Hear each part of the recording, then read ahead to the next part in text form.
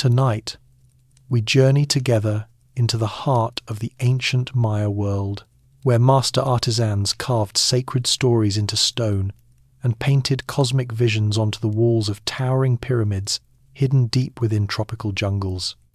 We will explore the mysterious symbols that have survived for more than 1,000 years.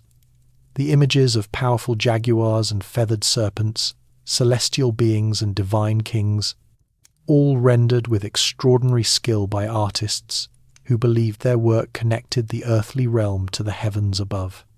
This relaxing history documentary will guide you gently through centuries of creative achievement, revealing how these ancient people used art to whisper eternal truths across the ages to listeners like you and me, resting here in the quiet darkness of this very moment.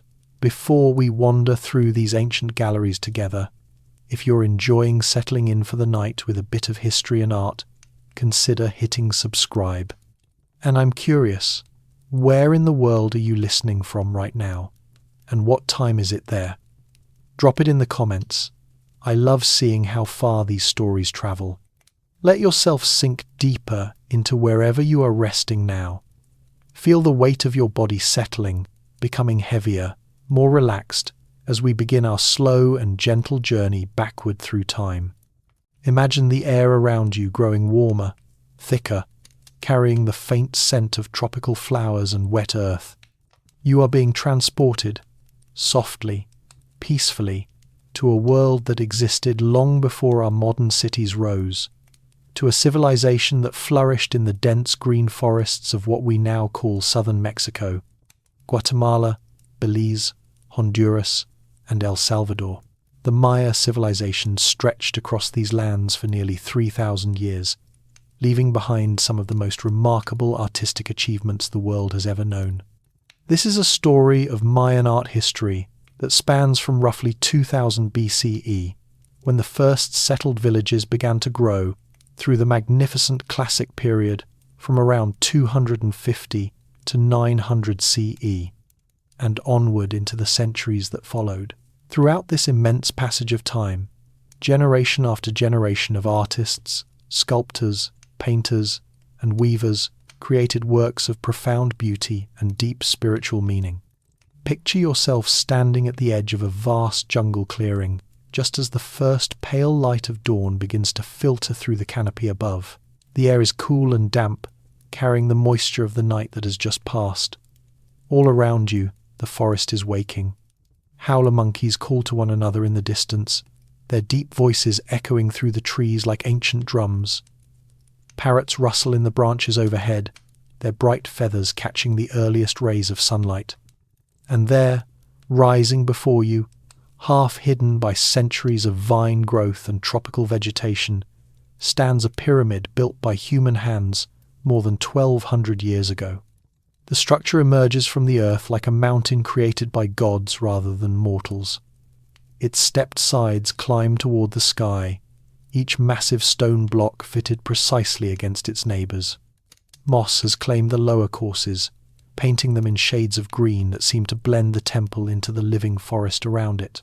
But higher up, where the morning sun is just beginning to touch the ancient surface, you can see the original stone. It glows warm and golden in the new light, and carved into its face are images that have waited here, patient and silent, for you to discover them. This is the world we will explore together throughout this sleep documentary. We will move slowly, peacefully, through temples and palaces, through royal tombs and sacred caves. We will examine the symbols carved into stelae, those tall stone monuments that stand like silent sentinels in the great plazas of ruined cities. We will study the murals painted on interior walls, images so vivid that they seem to breathe with life even after all these centuries. And we will come to understand, gradually and gently, what these symbols meant to the people who created them, and what they can still mean to us today. The Maya were not a single unified empire like Rome or Egypt. They were instead a collection of city-states, each with its own rulers, its own traditions, and its own artistic styles. Yet despite this diversity, They shared a common heritage of beliefs and symbols that connected them across space and time. Understanding Mesoamerican symbolism requires us to see the world as the ancient Maya saw it, as a place where the visible and invisible realms were separated by only the thinnest of veils, where gods walked among humans and humans could become divine. Let your breathing slow now as we begin to examine the very foundations of Maya artistic expression. Feel each breath drawing you deeper into relaxation, deeper into this ancient world. The Maya believed that art was not merely decorative, it was functional in the most profound sense. Every carved glyph, every painted figure, every sculpted face served a purpose in maintaining the cosmic order that kept the universe in balance. Imagine yourself moving closer to that pyramid in the dawn light. Your feet press against the damp earth, and you can feel the coolness of the morning dew soaking through your shoes. The stone steps leading upward are steep and weathered, worn smooth by the feet of priests and pilgrims who climbed them countless times over the centuries. You reach out and touch the carved surface of the pyramid's base. The stone is cool beneath your fingertips, surprisingly smooth where it has been worked by ancient tools, rough where time and weather have begun their patient work of reclamation. The carving your fingers trace depicts a figure in elaborate costume, his headdress rising high above his head in a cascade of feathers and jade ornaments. His face is shown in profile, as was the Maya convention for portraying nobility. His nose is long and prominent, his forehead sloped in the manner that the Maya considered beautiful. In one hand, he holds a ceremonial bar, a symbol of royal authority. In the other, he grasps what appears to be a bag or pouch, perhaps containing sacred items used in ritual bloodletting or the burning of incense. This figure, whoever he may have been in life, was a lord, a divine king who ruled this city when it was alive with the sounds of commerce and ceremony. The Maya word for such a ruler was Kuhul Ajar, which translates roughly as divine lord or sacred king. These rulers were believed to be intermediaries between the human world and the realm of the gods. They were expected to perform elaborate rituals that would ensure the continuation of cosmic cycles, the return of the rains, the success of the harvest, and the protection of their people from supernatural harm. The art that surrounded these rulers was designed to reinforce their divine status and to communicate their power to all who looked upon it. This is one of the fundamental principles of Mayan art history that we will return to again and again throughout our journey. Maya art was never art for art's sake in the modern Western sense. It was always purposeful, always communicative, always connected to the larger spiritual and political framework of Maya society. As the sun continues to rise over our imagined jungle clearing, more details emerge from the shadows. You notice now that the entire facade of the pyramid is covered with carved decoration. Geometric patterns frame the central figures. Glyphs that look almost like faces with elaborate hairstyles march in neat rows, forming texts that record historical events and magical formulae. Serpents coil along the edges of the structure, their scaled bodies rendered with remarkable attention to detail, their open mouths revealing curved fangs and forked tongues. The serpent was one of the most important symbols in all of Maya art, and understanding its significance will help us unlock many of the ancient civilization mysteries encoded in these images. To the Maya, serpents were not symbols of evil or deception as they sometimes are in Western tradition. Instead, they were creatures of immense power and sacred meaning. Serpents moved between worlds. They could travel along the ground, climb into trees, and swim through water. Some could even appear to fly when they launched themselves from branches. This ability to cross boundaries made them perfect symbols for the passage between the earthly realm and the supernatural world. The most sacred serpent in Maya belief was the feathered serpent, a being that combined the earthbound nature of the snake with the celestial freedom of the bird. This creature, known to the Aztecs as Quetzalcoatl, and to the Maya by various names including Keukulcan, represented the union of earth and sky, the merging of opposites that lay at the heart of Maya cosmology. When you see a feathered serpent carved into a Maya monument, you are looking at a symbol of cosmic wholeness, of the unity underlying all apparent diversity. Feel yourself relaxing even more deeply now as we continue to explore these symbols. The morning light is growing stronger, warming the air around you, and the jungle is coming fully alive. Birds are singing in the trees, their calls creating a gentle backdrop to our wandering. Somewhere nearby, water is flowing, perhaps a stream or a small waterfall, adding its peaceful murmur to the symphony of natural sounds. Maya artists worked in many different media, and as we continue through this relaxing history documentary, we will examine examples from each tradition. Stone carving was perhaps the most permanent form of Maya artistic expression, and it is the stone monuments that have survived in the greatest numbers. But the Maya also created extraordinary works in stucco, that mixture of lime, plite and water that could be moulded into three-dimensional forms and then painted in brilliant colours. They painted murals on the walls of temples and palaces, using pigments derived from minerals and plants. They created intricate designs in jade, the most precious of all materials to the Maya, more valuable even than gold. They worked in obsidian, that volcanic glass that could be chipped into razor-sharp edges and polished to a mirror shine.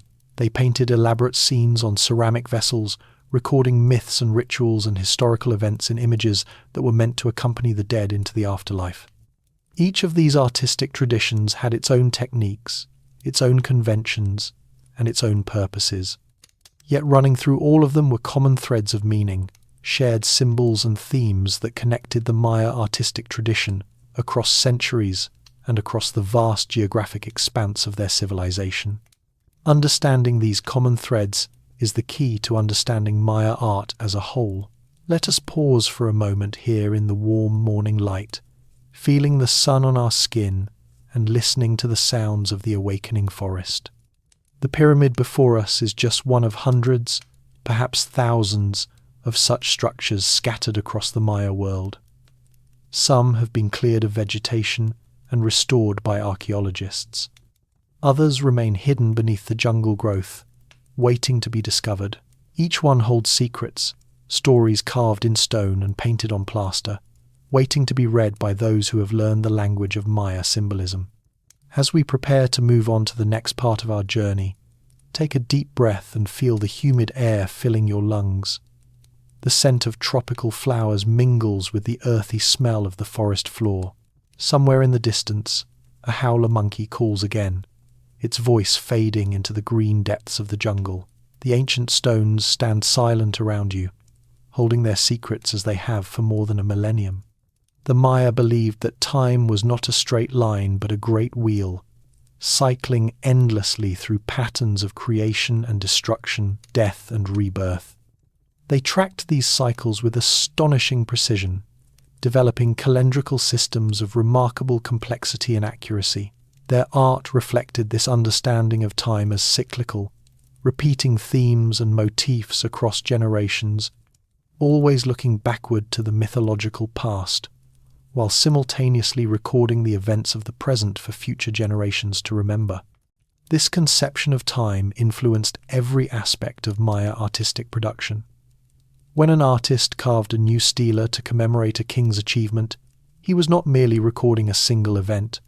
He was placing that event within the vast sweep of cosmic time, connecting the present moment to the mythological origins of the world and to the prophesied events of the future. The symbols he used carried accumulated meanings from centuries of tradition, linking his work to the masterpieces of his predecessors and to the works his successors would create. In this way, Maya art becomes a kind of conversation across time, a dialogue between generations of artists and viewers that continues even today, even here, even now. As you and I explore these ancient masterpieces together, The artists who created these works could never have imagined listeners like us, resting comfortably in our modern homes, learning about their achievements through the medium of a sleep documentary. Yet in a sense, they created their art precisely for this purpose, to communicate across the ages, to whisper their truths to whoever might listen. And so we listen. We open ourselves to the messages encoded in stone and paint, jade and obsidian. We let the symbols speak to us in their ancient language, telling stories of gods and kings, of creation and sacrifice, of the eternal cycles that govern the cosmos. We become, for this quiet hour, students of the ancient Maya, learning from masters who lived more than 1,000 years ago, but whose wisdom survives in the art they left behind. The sun is higher now, casting sharper shadows across the carved faces of the pyramid. It is time to move on, to explore new wonders in this vast and varied world of Maya art. But first, let yourself rest for a moment in the warmth and peace of this imagined morning. Feel the ancient stones around you. Feel the weight of history pressing gently against your consciousness. Feel yourself becoming part of the long chain of humanity that connects us to our distant ancestors. You are safe here. You are welcome here. And there is so much more to see. The language of colour and the secrets of sacred pigments. The ancient Maya world was not the monotone grey of weathered stone that we often see in photographs of archaeological ruins today. When these cities were alive, when priests climbed the pyramid steps and kings held court in their palaces, everything blazed with colour. The temples were painted in brilliant shades of red and blue, yellow and green, white and black.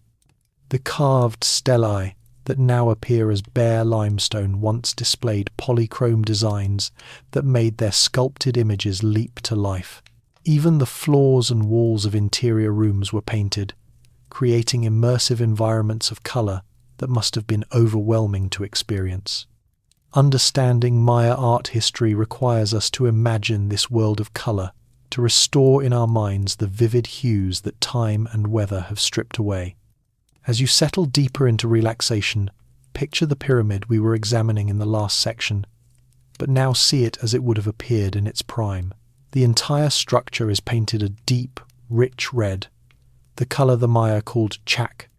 This red comes from cinnabar, a mineral containing mercury that was mined from the earth and ground into a fine powder before being mixed with binding agents to create paint. Red was one of the most important colours in Maya symbolism, associated with the east, the direction of the rising sun, and with blood, the most sacred substance in Maya ritual. When a king offered his own blood to the gods, piercing his tongue or his genitals with obsidian blades, and catching the precious drops on strips of bark paper, that blood was red. When the blood-soaked paper was burned in ceramic censers, the smoke that rose was believed to open a portal to the supernatural world, allowing communication with ancestors and deities. Red paint on a building or monument thus evoked all these associations, connecting the structure to solar power, to sacrifice, and to the supernatural. But it is another colour that most captures our imagination when we think of Maya art, and that is Maya blue. This remarkable pigment has fascinated scientists and art historians for decades because of its extraordinary durability. While most ancient paints have faded or flaked away over the centuries, Maya blue retains its vivid intensity even after more than 1,000 years of exposure to the tropical climate. Murals painted with this pigment still glow with an unearthly beauty, their blue surfaces seeming almost to pulse with inner light. Maya blue was created through a process that modern scientists are only now fully understanding. The Maya combined indigo, a plant-based dye, with a type of clay called palygorskite. When this mixture was heated, a chemical reaction occurred that trapped the indigo molecules within the crystal structure of the clay, creating a pigment of remarkable stability. This was not a simple discovery, but the result of sophisticated chemical knowledge developed and refined over generations. The process was likely considered sacred, a form of alchemy that transformed humble ingredients into something precious and eternal. Imagine yourself now standing inside a temple chamber, somewhere deep within a Maya city. The doorway behind you frames a rectangle of bright sunlight, but here inside, the light is dim and cool. Your eyes adjust slowly, and as they do, you begin to make out the paintings on the walls around you. They are rendered in Maya blue, predominantly, with accents of red and yellow and black. The figures depicted seem almost to float in the blue atmosphere, as if suspended in water or sky. The scene before you shows a procession of richly dressed nobles, their elaborate headdresses incorporating the feathers of tropical birds, the snarling faces of jaguars, the coiled bodies of serpents. Each figure carries offerings of various kinds. Some bear ceramic vessels, perhaps filled with chocolate or fermented drink. Others hold bundles of feathers, or jade ornaments, or rolls of woven cloth. They are processing toward a central figure, a seated lord who receives their tribute with an expression of serene dignity. The style of these paintings tells us much about the aesthetic values of Maya artists. The figures are shown in the characteristic Maya profile view, with faces turned to the side, but bodies often twisted to show the chest frontally. This convention allowed artists to display the most distinctive features of each figure, while also showing the elaborate costumes and regalia that indicated status and identity. The lines are confident and flowing, showing the steady hand of a master painter working with complete command of his craft. The pigments used in Maya paintings came from a variety of sources, each requiring specialized knowledge to procure and prepare. Red came not only from cinnabar, but also from hematite, an iron-based mineral that produced a slightly different shade. Yellow was derived from limonite, another iron compound, or from certain plant materials. Black came from carbon, perhaps from charcoal, or from the soot of burned organic materials. White came from lime, the same material used to create stucco, ground to a fine powder and mixed with binding agents. These pigments were applied to prepared surfaces using brushes made from plant fibers or animal hair. The binding agents that held the pigments in place included plant resins and, in some cases, organic materials derived from insects. The cochineal insect, which lives on cactus plants, produces a brilliant red dye that was highly prized throughout Mesoamerica. Another insect, the lac scale, produces a resinous substance that may have been used as a binding agent or varnish in some Maya paintings. As you stand in this imagined temple chamber, breathing the cool air and contemplating the painted walls, consider how much knowledge and skill went into creating these images. The artists who worked here were not simply craftsmen following rote procedures.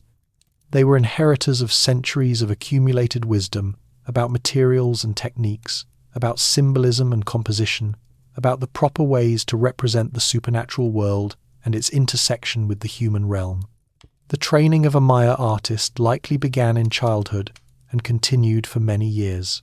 Young apprentices would have learned first to prepare materials, grinding pigments and mixing paints, preparing surfaces for decoration.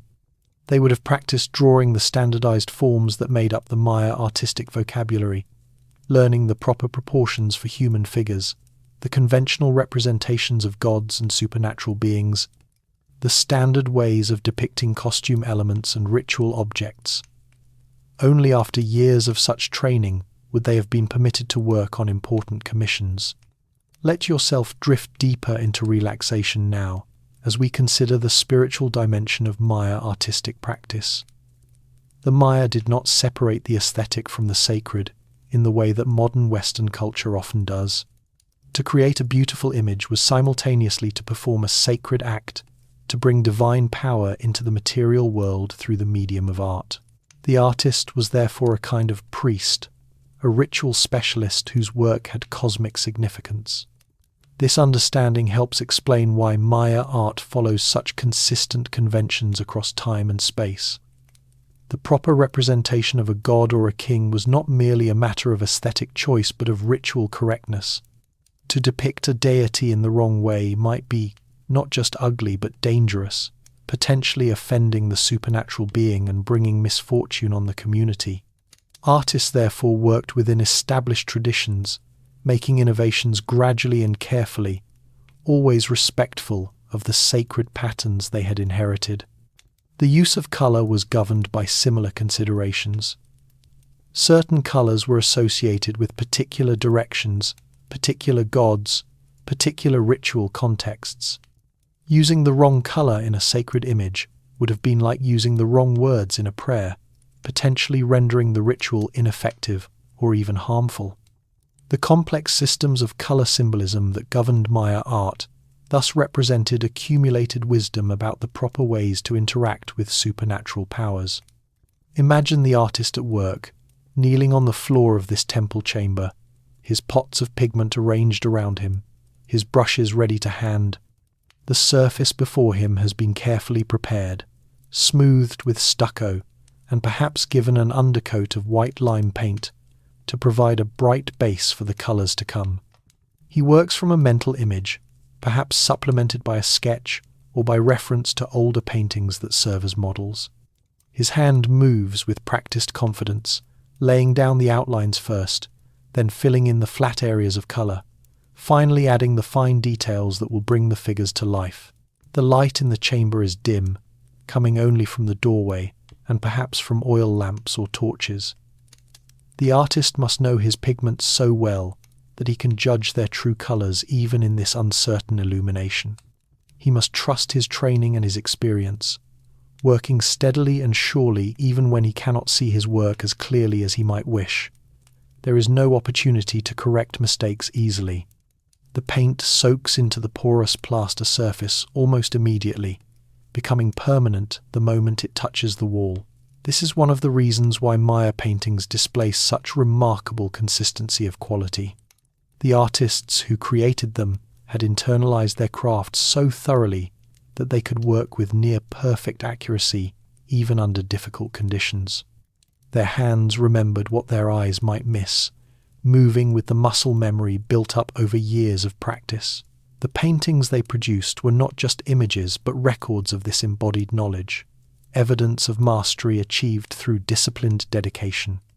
As we continue through this relaxing history documentary, we will see many more examples of Maya painting and colour use. We will visit the famous murals of Bonampak, where an entire narrative of war and ritual unfolds across the walls of 3 connected rooms. We will examine the painted ceramics that were created to accompany the dead into the afterlife, their surfaces covered with mythological scenes rendered in fine brush strokes. We will see how colour was used in 3-dimensional works as well, painted stucco facades and polychrome carved reliefs and brilliantly decorated jade ornaments. For now, let yourself rest in the cool blue light of this imagined temple chamber. The painted figures on the walls seem to watch over you, their ancient eyes serene and knowing. They have witnessed centuries of human history pass by, yet they remain unchanged, frozen in the moment of their creation, preserved by the remarkable durability of Maya blue and the other sacred pigments that gave them form. The air in the chamber is still and peaceful. Outside, you can hear faintly the sounds of the jungle, birds calling and insects humming in the tropical warmth. But here inside, you are protected from the heat and bustle of the outside world, enclosed in a space that was designed for contemplation and communion with the divine. This is what the Maya temples were for, not public gathering places but private sanctuaries where priests and kings performed the rituals that maintained cosmic order. The paintings on the walls were witnesses to these rituals, and in a sense, participants in them. The images of gods and ancestors that decorated sacred spaces were not mere representations but presences, channels through which supernatural power could flow into the material world. When a priest performed a blood sacrifice before a painted image of a deity, the image was understood to be animated by that deity's essence, watching and receiving the offering just as surely as if the god had been physically present. This belief in the living power of images is one of the most important concepts for understanding Maya art. It explains why so much care and resources were devoted to artistic production. The images were not luxuries or decorations, they were essential infrastructure for the spiritual operations on which society depended. Without the proper images in the proper places, created with the proper materials and techniques, the rituals that renewed the world could not be performed effectively. Feel yourself continuing to relax as we absorb this understanding. The world of the ancient Maya was alive with meaning in ways that are difficult for us to fully appreciate. Every color had significance. Every form carried associations.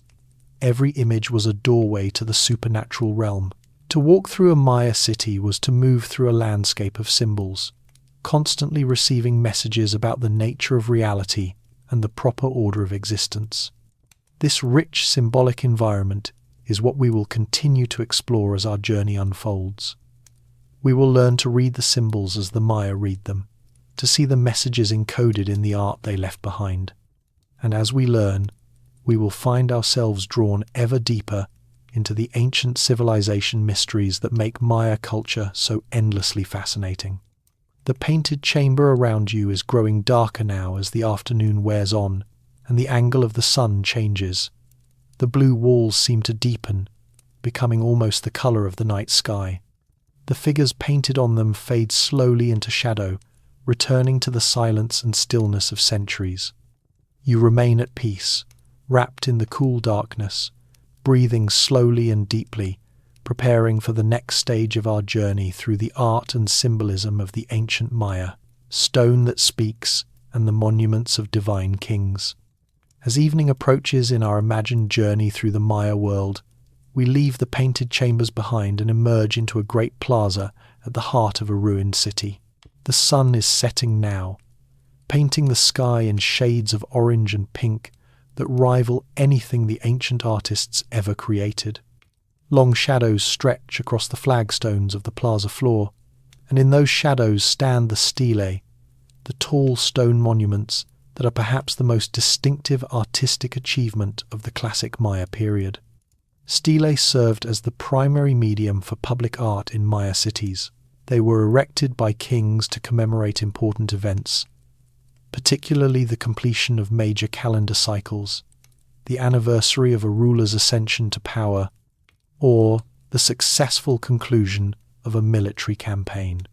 Each stela was a combined artwork and text, presenting an image of the ruler in his divine regalia alongside columns of hieroglyphic writing that recorded his name, his titles, and his achievements.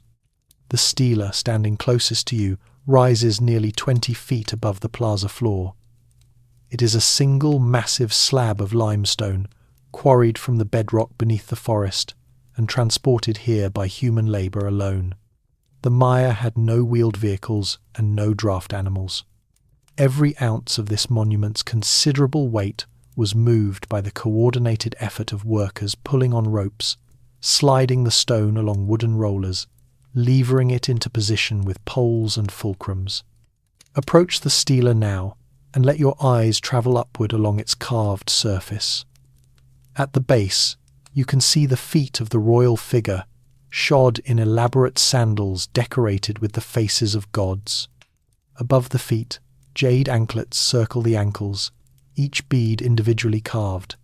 The legs are covered by a long skirt or kilt, richly embroidered with symbols that we cannot quite make out in the fading light.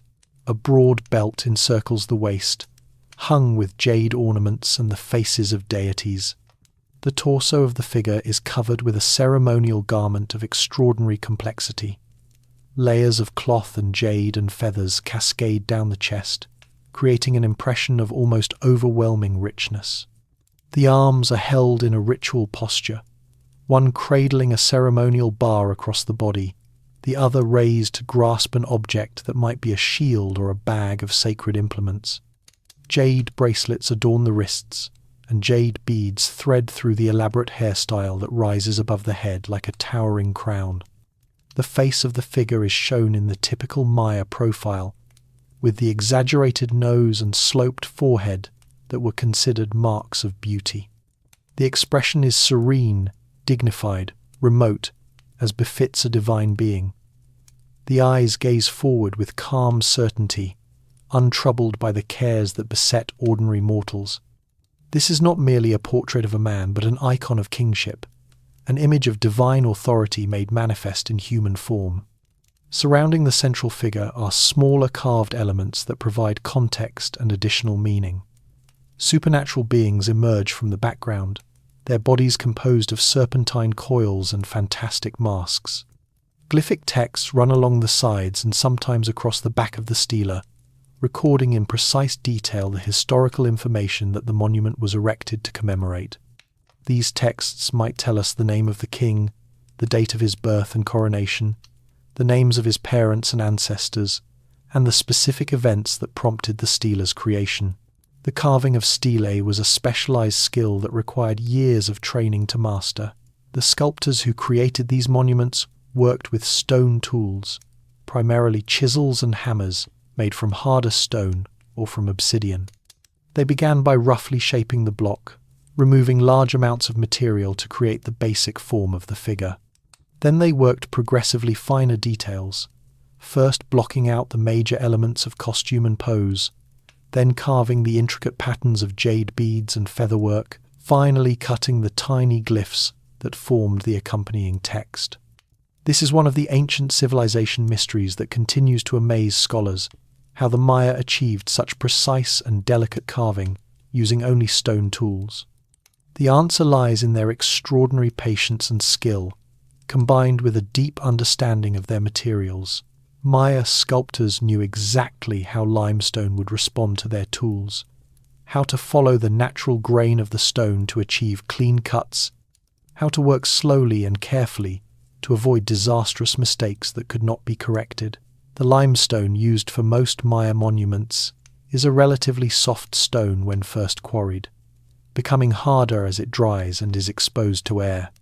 This property made it ideal for carving, allowing the sculptor to work the surface more easily when the stone was fresh, while ensuring that the finished monument would be durable enough to last for centuries. The Maya took advantage of this natural process, quarrying stones and carving them while still moist, then allowing the finished work to harden in the tropical air. As you stand before this stela in the deepening twilight, consider the labour that went into its creation, not just the work of the sculptor, though that was immense, but the work of the quarriers who extracted the raw stone, the labourers who transported it to this plaza, the painters who would have covered the finished carving with brilliant pigments, and the priests who would have dedicated the monument with elaborate ceremonies. Every stela represented a massive investment of community resources, justified by the belief that such monuments were essential for the proper functioning of the cosmos. The position of stelae within Maya cities was carefully planned to create meaningful spatial relationships. They were typically erected in front of temple pyramids, facing the open plaza where the public could gather on ceremonial occasions. The image of the king on the stela thus stood at the interface between sacred and secular space, mediating between the temple where gods dwelt and the plaza where humans assembled. When the king himself stood before his stela during rituals, his living body aligned with his carved image, reinforcing the connection between the mortal ruler and his eternal, divine representation. Many stelae were paired with altars, lower, flatter stones, that sat before the tall monument, like tables before a standing figure. These altars were often carved with images of their own, sometimes showing bound captives who had been taken in war, sometimes displaying dates or other calendrical information, sometimes presenting more mysterious images whose meaning remains unclear. The altar and stela together formed a kind of sculptural ensemble, a three-dimensional composition that viewers would experience as they moved through the plaza. Let yourself drift deeper into relaxation as the light continues to fade and the stars begin to appear in the sky above the ruined city. The stelae around you become silhouettes, dark shapes against the darkening sky, their carved surfaces invisible now but still present, still holding their ancient messages. You are surrounded by the art of the divine kings, monuments to power and piety that have stood for more than a millennium. The Maya regarded their carved monuments as living beings in some sense, imbued with the essence of the rulers they depicted. Stelae were given names and were addressed in rituals as if they could hear and understand. This belief helps explain the care with which they were created and the distress that conquest or defeat could bring when enemy forces toppled or defaced the stelae of a captured city. To destroy a stela was not merely to damage a stone, it was to kill a presence, to silence a voice, to break a connection between the earthly and supernatural realms. Some of the most famous stelae in the Maya world come from the city of Tikal, one of the largest and most powerful of the classic Maya kingdoms. Tikal's stelae are renowned for their size and for the quality of their carving, which achieves heights of technical virtuosity that have rarely been equalled anywhere in the world. The sculptors of Tikal developed a style characterized by deep relief, with figures emerging boldly from the stone surface, creating dramatic plays of light and shadow that animated the images as the sun moved across the sky. Other cities developed their own distinctive approaches to stela carving. At Copan, in what is now Honduras, sculptors created works in an extraordinarily high relief that approached full three-dimensionality, with figures stepping almost free of the stone background. These Copan stelae have been called some of the finest examples of Maya sculpture, their elaborate costumes and intricate glyphic texts demonstrating the highest levels of artistic achievement. The regional variations in artistic styles from Tikal to Palenque to Chichen Itza and other great centers remind us that the Maya world was diverse and dynamic, with each kingdom contributing its own innovations to the common artistic tradition. At Quirigua, a smaller site near Copan, the stelae reach almost absurd heights, some standing more than 30 feet tall and weighing dozens of tons. These massive monuments pushed the limits of what was technically possible, requiring extraordinary feats of engineering to quarry, transport, and erect. The rulers of Quirigua were clearly engaged in a kind of competition with their larger neighbours, using the sheer size of their monuments to assert their importance and power. As we continue to explore Mesoamerican symbolism in the stelae of the Maya, certain motifs appear again and again. The ceremonial bar held by many rulers is one such recurring element. This object, usually shown as a double-headed serpent or as a bar terminating in the heads of supernatural beings, symbolized the ruler's role as axis mundi, the center point around which the cosmos revolved. By holding this bar across his body, the king demonstrated his position at the nexus of all cosmic forces, channeling the power of gods and ancestors for the benefit of his people. The elaborate headdresses worn by the figures on stelae are another source of rich symbolism. Many incorporate the image of the principal bird deity, a supernatural avian being who sat atop the world tree at the center of the universe. By wearing this image on his head, the king associated himself with this cosmic bird, claiming a position at the very top of the celestial hierarchy. Other headdresses incorporate jaguar imagery, serpent motifs, or the distinctive forms of various deities, each choice conveying specific messages about the ruler's power and divine connections.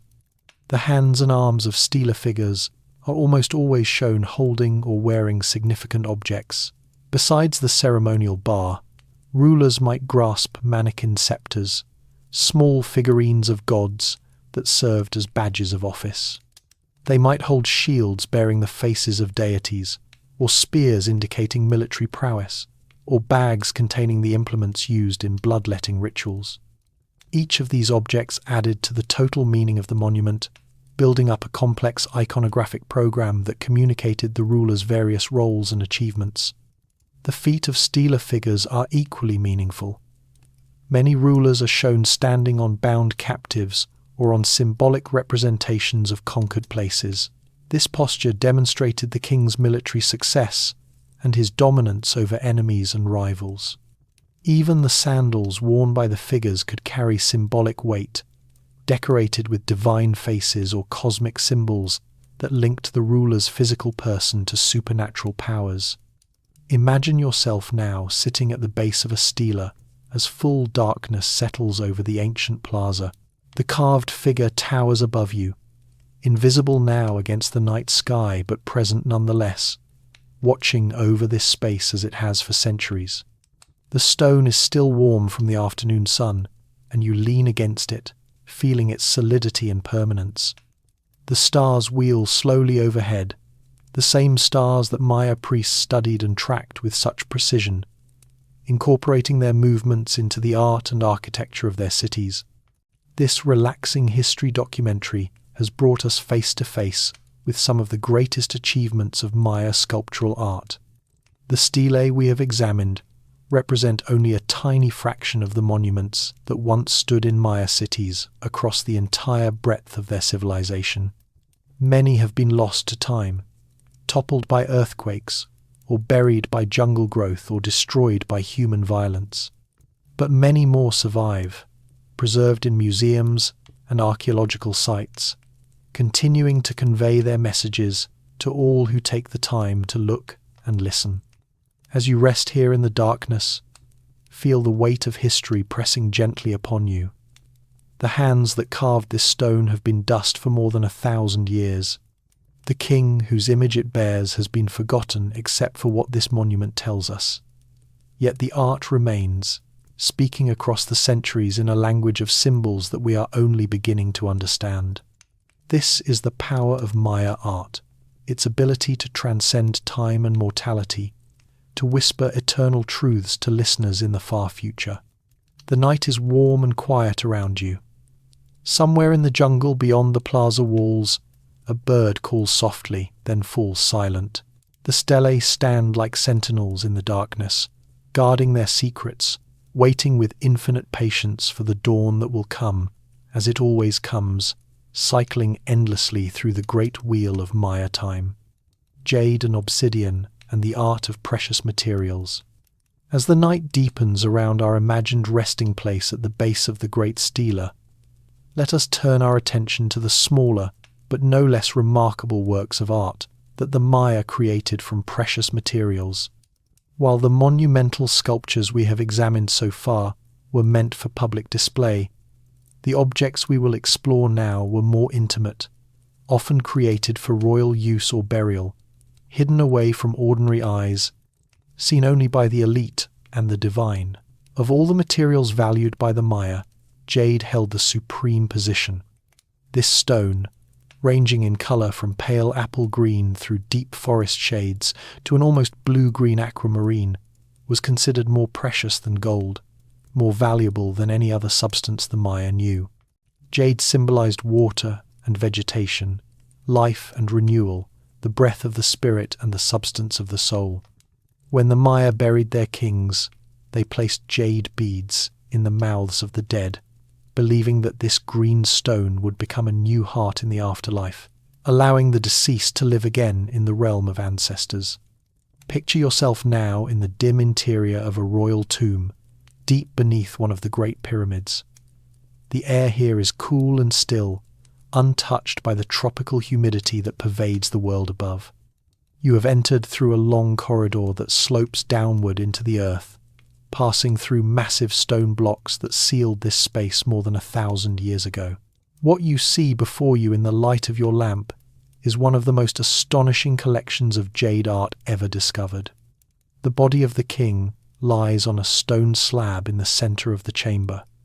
Over his face rests a jade mosaic mask, hundreds of individual pieces of jade fitted together to form a portrait of the deceased ruler. The greens of the jade pieces vary slightly, creating subtle gradations of colour that give the face an almost living quality. The eyes are formed from shell and obsidian, white rings with black centres that seem to look back at you with uncanny awareness. The nose is formed from a single large piece of jade, carved to match the aquiline profile that Maya culture considered beautiful. Around the neck of the corpse hangs a collar of jade beads, each one individually shaped and polished. These beads took enormous labor to produce. Jade is an extremely hard stone, impossible to work with ordinary metal tools. Maya craftsmen shaped their jade using patient abrasion, grinding the stone with harder stone powders and drills made from bone or hardwood, spending weeks or months on a single bead. The collar before you represents years of specialized labor, dedicated entirely to creating adornment for the ruler's journey to the afterlife. The hands of the dead king hold jade figurines, small representations of deities who would accompany him to the other world. These miniature sculptures display the same iconographic vocabulary as the great stelae above, but rendered with incredible delicacy at a fraction of the scale. You can make out the features of the maize god on one figurine, his head shaped like a corn cob, his arms raised in a gesture of emergence and growth. Another figurine shows the principal bird deity, its feathered wings spread, its beak open in an eternal call. The tomb is filled with other jade objects as well. Ear flares, those large cylindrical ornaments that Maya nobles wore through stretched earlobes, lie scattered among the grave goods. These particular examples are carved with the faces of deities, their features rendered with microscopic precision despite the difficulty of working in such a hard material. Jade plaques that once adorned the ruler's belt are here too, carved with glyphic texts identifying their owner and recording his achievements. A jade headband lies near the skull, set with a centerpiece, carved to represent the jester god, a deity associated with rulership and divine power. Understanding the significance of jade in Maya culture helps us understand much about Mesoamerican symbolism more broadly. The Maya believed that jade possessed life force, a spiritual energy that made it far more than a mere ornament. When shaped into images of gods and rulers, jade objects became containers for supernatural power, tools through which spiritual forces could be channeled and directed. The elaborate burial goods we see in this tomb were not just luxury items meant to impress visitors to the afterlife. They were essential equipment for the transformation the dead king would undergo, his rebirth as an ancestor deity. The Maya obtained jade from sources in the highlands of Guatemala, particularly from the valley of the Motagua River, where geological forces had created deposits of this precious material. Control of jade sources was a matter of great political importance. Cities that could guarantee access to high-quality jade wielded considerable economic power, trading the raw material and finished objects across the entire Maya world. Let yourself sink deeper into relaxation now, as we shift our attention from jade to another precious material, one that was almost jade's symbolic opposite. While jade represented life and vegetation and the forces of growth, obsidian represented death and sacrifice and the cutting power of truth. These two materials appear together in many Maya artistic contexts, their contrast creating meaning through juxtaposition. Obsidian is volcanic glass, formed when molten rock cools so quickly that crystals do not have time to form. The result is a smooth, glassy substance that can be chipped into edges sharper than any metal blade. Maya craftsmen became experts at working obsidian, developing techniques that allowed them to produce tools and weapons of extraordinary quality. Imagine now a different treasure, a cache of obsidian objects found in another part of this buried tomb. Here lie blades of obsidian, long and thin, their edges still sharp enough to draw blood after more than a millennium. These blades were used in the bloodletting rituals that formed the center of Maya royal practice. When the king needed to communicate with ancestors or gods, he would take one of these blades and pierce his own flesh, offering his royal blood as the most precious gift he could give. The obsidian blades in this cache are not plain tools but works of art in their own right. Some are carved with faces in their handles, tiny portraits that may represent ancestors or deities to whom the blood would be offered. Others are decorated with incised designs, serpents and jaguars and cosmic symbols that transformed functional objects into sacred implements. The Maya did not distinguish between utility and beauty in the way that modern culture often does. Every object of importance was also an object of aesthetic consideration. Beside the blades lie obsidian mirrors, polished to such a high shine that they could reflect images with surprising clarity. These mirrors were used in divination, gazing objects through which priests and rulers could see beyond the surface of ordinary reality into the supernatural realm. The Maya believed that mirrors were portals, doorways between worlds through which spirits could pass. When a priest gazed into an obsidian mirror by torchlight, the flickering reflections he saw might reveal messages from gods and ancestors. The manufacture of obsidian objects required specialized knowledge that was closely guarded by the craftsmen who possessed it. Raw obsidian came primarily from highland sources in Guatemala and Mexico, transported to Maya cities through complex trade networks. The material arrived as large cores, chunks of volcanic glass from which blades and other objects could be struck. Skilled workers used pressure flaking techniques, pressing against the edge of the obsidian with tools made from bone or antler to remove long, thin flakes that became the finished blades. This sleep documentary has brought us deep into the earth, into the silent chambers where the greatest treasures of Maya art were hidden from the living world. But even here, in the darkness beneath the pyramids, the art speaks to us of the same themes we encountered in the painted murals and carved stelae above. Life and death, earth and sky, the cycle of sacrifice and renewal that the Maya believed maintained the cosmos in motion. The jade and obsidian objects in these tombs are not separate from the public art we examined earlier. They are part of the same system of meaning, the same vocabulary of symbols through which the Maya expressed their understanding of reality. As you rest here in this imagined tomb, surrounded by the treasures of a dead king, feel the cool stillness of the air around you. There is no sound here, no movement, nothing but the patient presence of objects created to last forever. The jade beads glow faintly in the light of your lamp, their green surfaces seeming almost to breathe with inner life. The obsidian blades gleam darkly, their edges catching the light like frozen lightning. The king who was buried here has been dead for more than 1,000 years, but in a sense, he is still present, embodied in the art that surrounds his remains. The Maya believed that the soul was not a single thing but a complex of different aspects, some of which remained with the body after death while others journeyed to the afterlife. The jade mask that covers this ruler's face was meant to preserve his identity in the underworld, to ensure that he could be recognized by the ancestors and deities he would encounter there. The offerings that surround him were meant to sustain him on his journey and to establish his status as a being of power and importance. We who stand here as visitors from a distant future are also, in some sense, participants in the king's afterlife.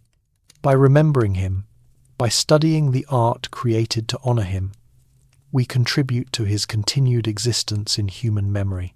This is another form of the immortality that Maya rulers sought through their monuments and tombs, not just spiritual survival in another realm, but lasting presence in this world through the art and architecture they left behind. Other precious materials played important roles in Maya artistic production as well. Shells from the Caribbean coast were highly valued, their white and pink and orange surfaces carved into ornaments and inlaid into larger works. The Maya used shell to represent water and the sea, sometimes creating entire compositions from shell fragments arranged to depict aquatic scenes. The spondylus shell, with its brilliant red or orange interior, was particularly prized and appears in many elite burials. Pyrite, a mineral that can be polished to a mirror-like shine, was another material of significance. Maya craftsmen created mosaic mirrors from tiny pieces of pyrite fitted together on backing discs, producing reflecting surfaces that rivaled those made from obsidian. These pyrite mirrors were associated with solar imagery and divine radiance, their golden gleam evoking the light of the sun. Feathers, while organic and therefore rarely preserved in the archaeological record, were among the most precious materials in Maya art. The quetzal bird, native to the cloud forests of highland Guatemala, produces iridescent green tail feathers that can grow more than 2 feet long. These feathers were incorporated into the headdresses and costumes of rulers, flowing behind them like waterfalls of living green when they walked. The images we see in carved stone and painted murals give us some sense of how spectacular these feathered garments must have been, though the feathers themselves have long since turned to dust. The working of precious materials was probably organized into specialized workshops attached to royal courts. The craftsmen who created these objects were likely not ordinary commoners, but members of a skilled elite, perhaps even nobles themselves who had chosen artistic production as their role in society. Their names are mostly lost to us, their identities subsumed into the collective attribution to Maya culture as a whole, but their individual hands are visible in the works they created, the distinctive touches and preferences that distinguish one master's work from another's. Rest now in this tomb, surrounded by the treasures of ancient kings. The jade and obsidian gleam softly in the darkness, holding their secrets as they have for centuries. Above you, the weight of the pyramid presses down, millions of tons of stone that have sheltered this chamber through earthquake and hurricane, through conquest and abandonment, through the passage of more time than the human mind can easily comprehend. When archaeologists first entered tombs like this one, they felt they were touching something sacred, something that had waited in darkness for them to discover. The same feeling comes to us now, even in imagination, even through the medium of this relaxing history documentary. We are in the presence of art that was meant to last forever, created by people who believed in eternity and who did everything in their power to ensure that their kings and their culture would never be forgotten. The night is passing slowly above us, the stars wheeling through their eternal patterns. Soon we will climb back toward the surface, back to the jungle and the open sky. But for now, let yourself linger here in the cool darkness, breathing slowly, resting peacefully, absorbing the beauty and meaning of these ancient treasures, the painted pottery and stories told on clay. As dawn begins to lighten the sky over our imagined Maya city, we emerge from the underground tomb and make our way toward a different kind of artistic treasure. The painted ceramics of the Maya constitute one of the richest bodies of narrative art from the ancient world. Thousands of vessels covered with scenes from mythology, history, and court life, each one a window into the world that created it. Picture yourself now in a museum gallery or a private collection, standing before a display case filled with Maya pottery. The vessels before you range in size from small bowls that could fit in your palm to large cylinders that stand more than a foot tall. Some are plain and utilitarian, the everyday dishes of ordinary people, but others blaze with colour and swirl with intricate painted scenes, their surfaces covered with images that demand careful study to fully appreciate. The cylindrical vase in the centre of the display draws your attention first. It is painted in a style known as the codex style, named for its resemblance to the images in Maya folding books or codices. The background is a warm cream colour, the surface of the slip that was applied over the raw clay before painting. Against this light ground, figures are rendered in bold black outlines filled with washes of orange and red and brown. The painting is confident and sure, the work of a master artist who had complete command of his craft. The scene depicted on this vase shows a moment from Maya mythology, a story that was told and retold across generations, varying in details but consistent in its essential themes. We see a young man, probably the maize god, standing before a group of seated lords in the watery realm of the underworld. His body is slim and elegant, his waist impossibly narrow in the Maya ideal of beauty. His head is shaped like an ear of corn, elongated and tapering, with silk-like hair streaming upward. He is dancing, his arms raised in a gesture of triumph or supplication, his feet positioned in a pose that suggests rapid movement.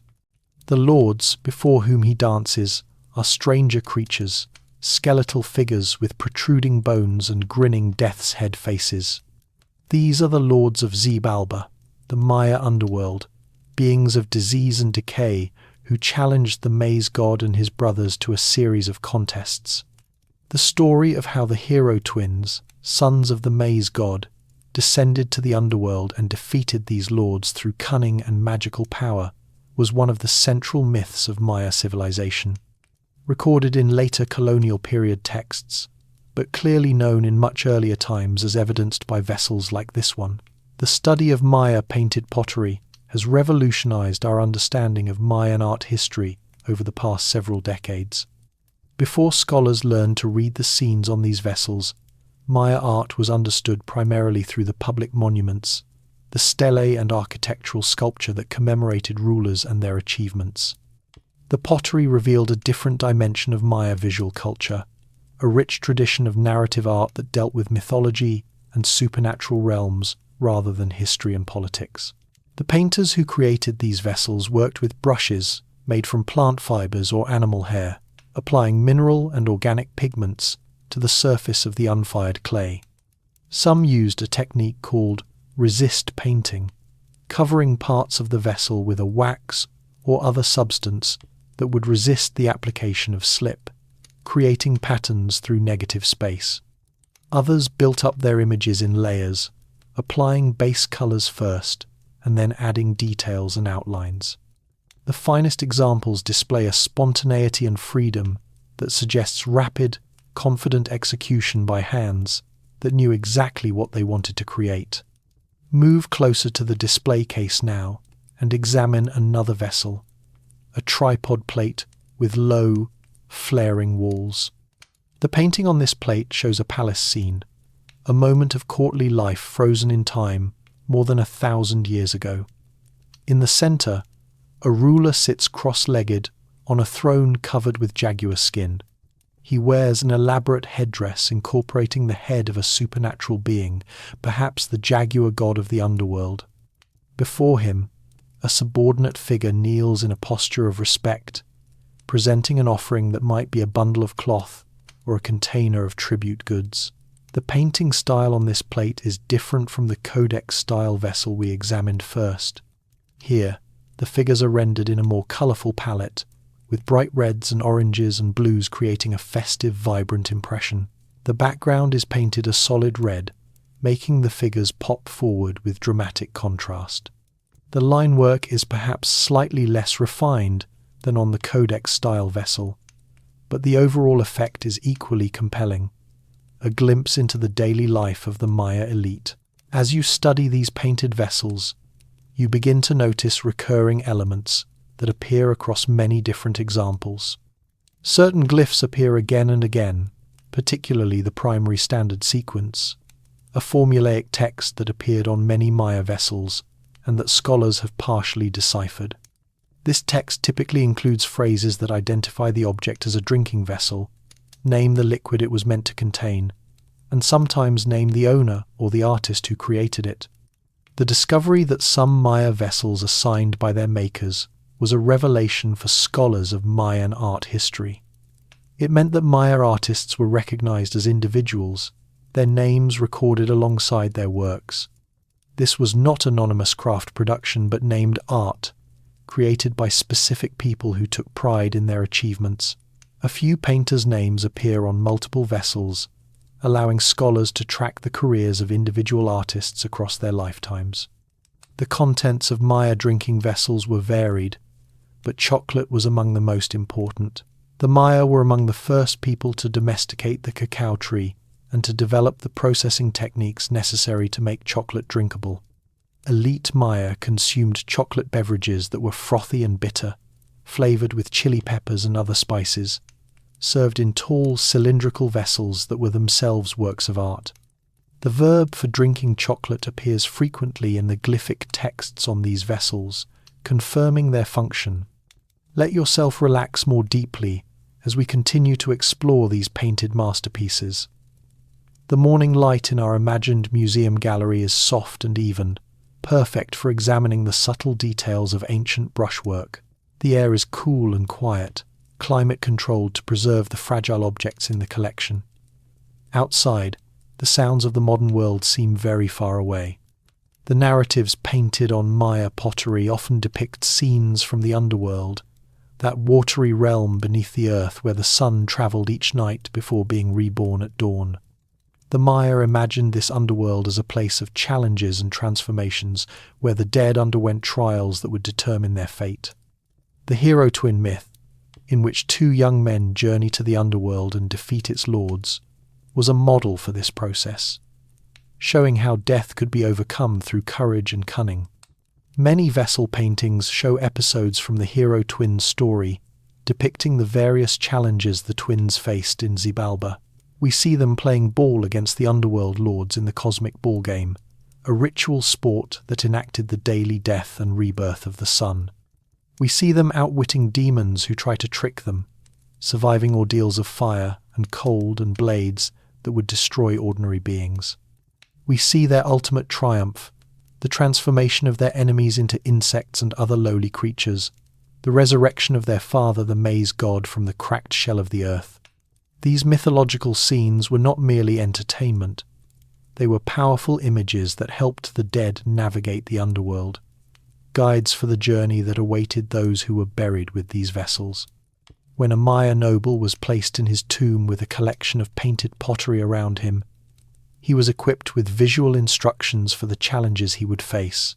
The images on the vessels showed him what to expect and how to succeed, just as the hero twins had succeeded before him.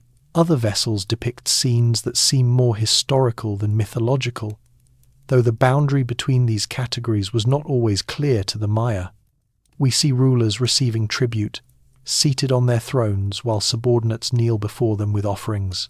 We see scribes and artists at work, their implements visible in their hands, recording the events and stories of their time.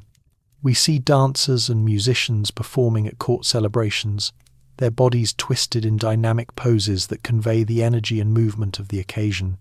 Some vessels appear to depict specific historical events, perhaps the same events commemorated on stelae and other public monuments. A war scene might show the capture of a named enemy lord, identifiable by the glyphs that accompany his image. A throne scene might show a coronation or a royal audience, with participants identified by name and title. These vessels served as portable records of history, smaller and more personal than the great stone monuments, but equally important as documents of the past. The technology of Maya pottery production was sophisticated and varied. Potters worked with locally available clays, shaping them by hand using coiling techniques or molds. The pottery wheel, used in the Old World since ancient times, was unknown in Mesoamerica. This meant that every Maya vessel was shaped entirely by hand, a fact that makes the regularity and refinement of the best examples all the more impressive. After shaping, vessels were dried slowly to prevent cracking, then fired in simple kilns or open fires. The firing process transformed the soft clay into hard ceramic, fixing the form and making it permanent. If the vessel was to be painted, a slip of fine clay was applied before firing, creating a smooth, even surface for the pigments.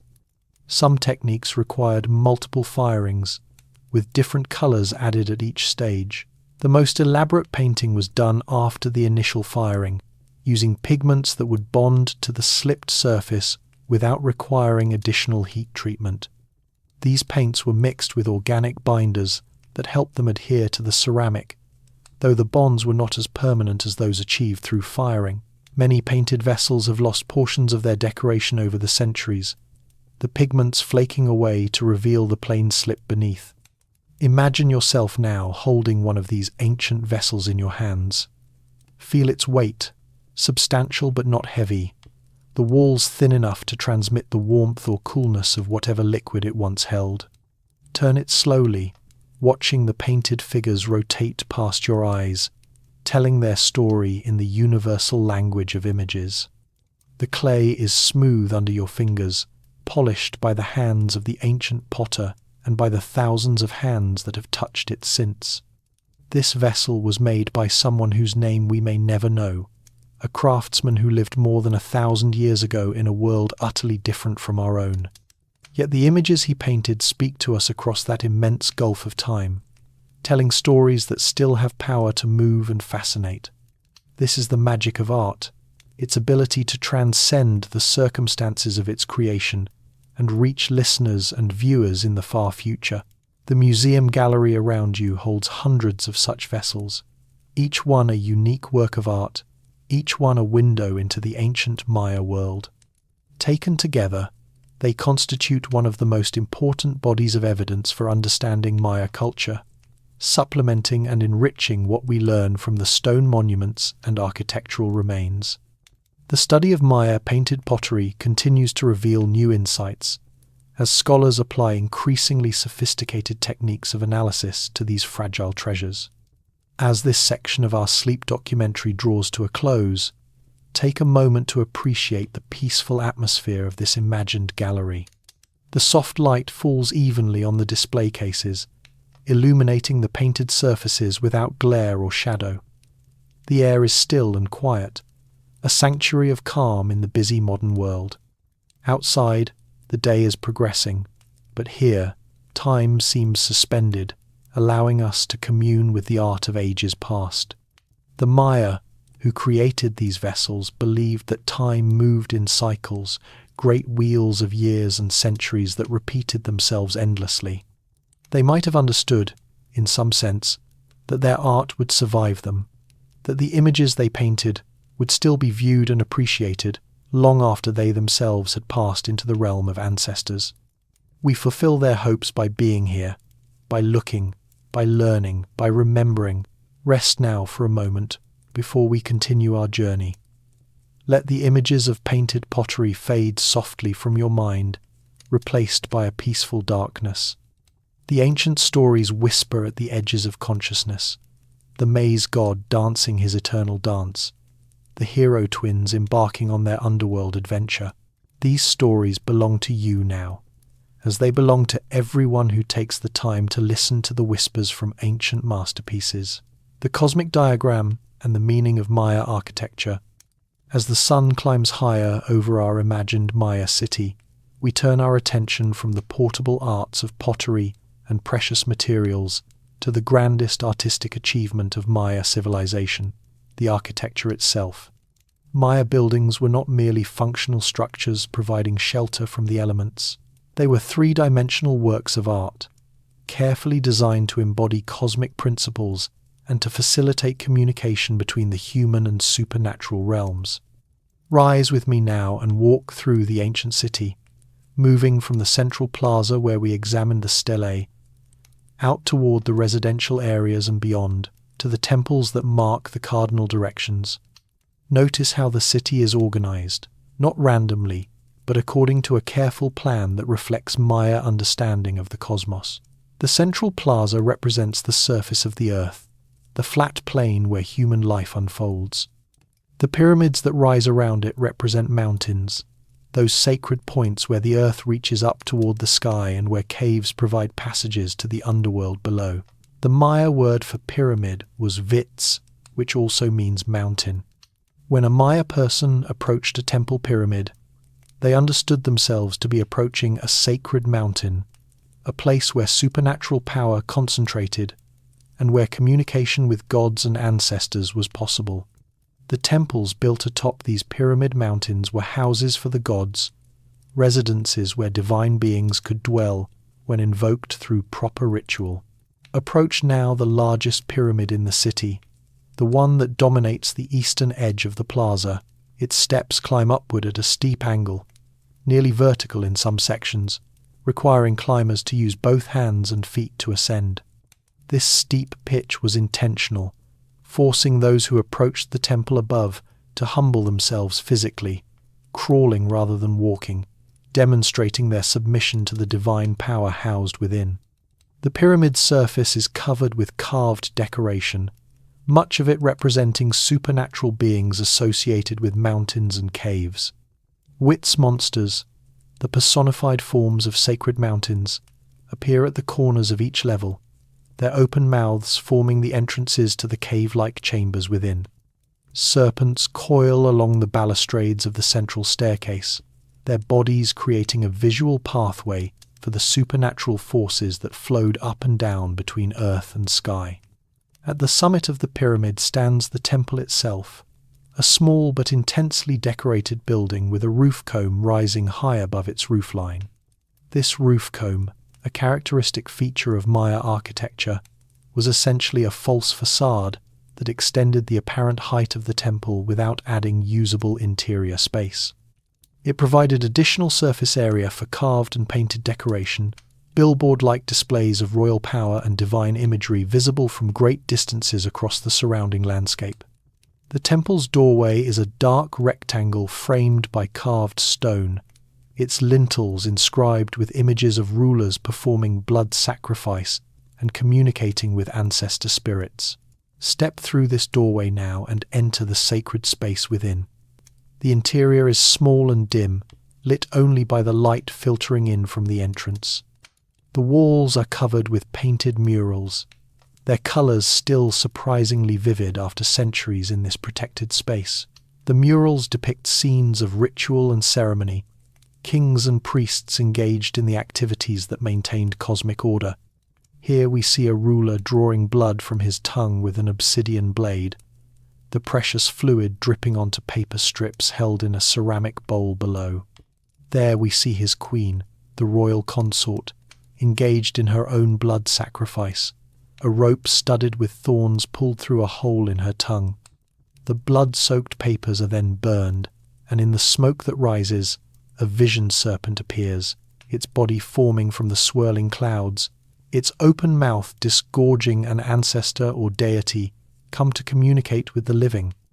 These images of bloodletting appear throughout Maya art, in painting and sculpture and pottery, reminding us of the central importance of sacrifice in Maya religion. The Maya believed that the gods had sacrificed themselves to create the world, and that humans owed a corresponding debt of blood. By offering their own blood, rulers demonstrated their devotion to the gods and their willingness to suffer for the benefit of their people. The blood itself was understood to have magical power, capable of opening portals to the supernatural realm and nourishing the beings who dwelt there. As you stand in this dim temple chamber, breathing the cool air and contemplating the painted walls, consider how architecture and art worked together to create an immersive, sacred environment. Every element was designed to reinforce the religious messages that the Maya wished to communicate. The steep climb up the pyramid steps prepared visitors for a spiritual experience by taxing their bodies and focusing their minds. The darkness of the temple interior created a womb-like space of transformation and potential. The murals provided visual context for the rituals performed within, reminding participants of the cosmic significance of their actions. Maya architecture encoded astronomical knowledge as well as religious symbolism. Many buildings were precisely aligned to solar events, their doorways and corners oriented to catch the rising or setting sun on solstices and equinoxes. The famous Temple of Kukulkan at Chichen Itza demonstrates this principle dramatically. During the spring and fall equinoxes, the setting sun creates a pattern of light and shadow on the main staircase that resembles a serpent descending from the temple to the earth. A stunning piece of astronomical theatre that draws thousands of visitors to this day. This integration of astronomical knowledge into architecture was characteristic of Maya culture, where the boundary between science and religion was not clearly drawn. The priests who tracked the movements of stars and planets were also the priests who performed blood sacrifices and communicated with gods. The same intellectual tradition that produced remarkably accurate calculations of planetary cycles also produced the elaborate mythological narratives depicted in Maya art. Walk with me now to another building complex, this one lower and more sprawling than the temple pyramid we just visited. This is a palace, the residential quarters of the royal family and the administrative centre of the city's government. Unlike the temples, which were designed for infrequent ritual use, the palace was meant for daily occupation, housing the king and his court in a maze of rooms and corridors that spreads over several acres. The architecture of Maya palaces reflects their different function. The rooms are larger and more numerous than in temples, arranged in complex patterns that created separate spaces for different activities. Some rooms were probably sleeping quarters, private chambers where the royal family rested. Others were audience halls where the king received visitors and conducted the business of government. Still others served specialized functions, workshops for artisans, storage rooms for tribute goods, ritual spaces for private ceremonies. The exterior of the palace is decorated with carved and stuccoed facades that proclaim the power and legitimacy of its royal occupants. Seated figures in elaborate costume, probably representing ancestors or mythological rulers, occupy niches along the upper walls. Glyphic texts record the names and achievements of the dynasty, establishing the historical claims of the current ruler. Sculptured panels depict scenes of tribute and capture, demonstrating military success and political dominance. The palace at Palenque, one of the most beautiful of all Maya sites, exemplifies the heights that Maya palace architecture could achieve. Its buildings are arranged around several courtyards, creating a complex interplay of interior and exterior spaces. The tower that rises from one section of the complex is unique in Maya architecture, possibly an astronomical observatory or a watchtower from which approaching visitors could be observed. The carved panels that decorated its interior rooms, many now in museums, are among the masterpieces of Maya sculptural art. Let yourself drift deeper into relaxation as we continue to explore Maya architectural symbolism. The regional variations in artistic styles, from Tikal to Palenque to Chichen Itza and other sites, reflect not just different aesthetic preferences, but different political and religious traditions. Each major Maya kingdom developed its own approach to architecture and decoration, creating buildings that were distinctively their own, while still participating in the shared vocabulary of Maya architectural symbolism. Tikal, in the heart of the Petén jungle in Guatemala, was famous for its towering temple pyramids, some reaching more than 200 feet in height. These structures soared above the surrounding forest canopy, their roof combs visible for miles in every direction. The architects of Tikal favored sheer vertical surfaces, decorated with massive stucco masks representing supernatural beings. The effect was overwhelming, awe-inspiring, designed to demonstrate the power of Tikal's rulers by the sheer scale of their construction projects. Palenque, in the western Maya lowlands near the Usumacinta River, developed a very different approach. Its buildings are more human in scale, their proportions elegant rather than overwhelming. The distinctive mansard-style roofs of Palenque temples, with their perforated roof combs, create a lighter, more graceful silhouette than the massive roof combs of Tikal. The sculptural decoration at Palenque emphasizes fine detail over monumental scale, with exquisitely carved stucco panels that display some of the most sophisticated portraiture in all of Maya art.